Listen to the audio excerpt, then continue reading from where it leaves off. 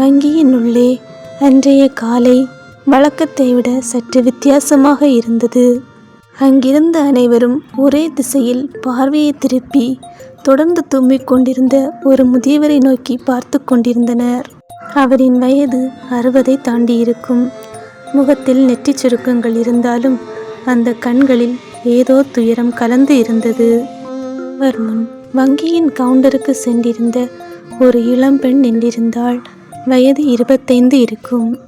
அவளின் தோற்றம் மிகுந்த கவனத்தை ஈர்த்தது. சிவப்பு நிற புடவை, சிறிய கைப்பை, மென்மையான குரல், மேலும் மிகவும் அழகான விழிகள். அவளது கையில் ரூபாய் 25,000 ரொக்கம் இருந்தது. முதியவர் அவளையே உற்று பார்த்து கொண்டிருந்தார். மெதுவாக புன்னகைத்தார். அவளோ சிறிது பயந்து முகத்தை திருப்பிக் கொண்டாள். அந்த நொடியில் அவளுக்குள் ஒரு தயக்கம், ஒரு அச்சம். வங்கியிலிருந்து பெற்றுக்கொண்ட ரூபாய் 25,000 ரொக்கத்தை தனது கைப்பையில் வைத்துக்கொண்டு வெளியே விரைந்தாள். அவள் தெருவில் வேகமாக நடந்தாள்.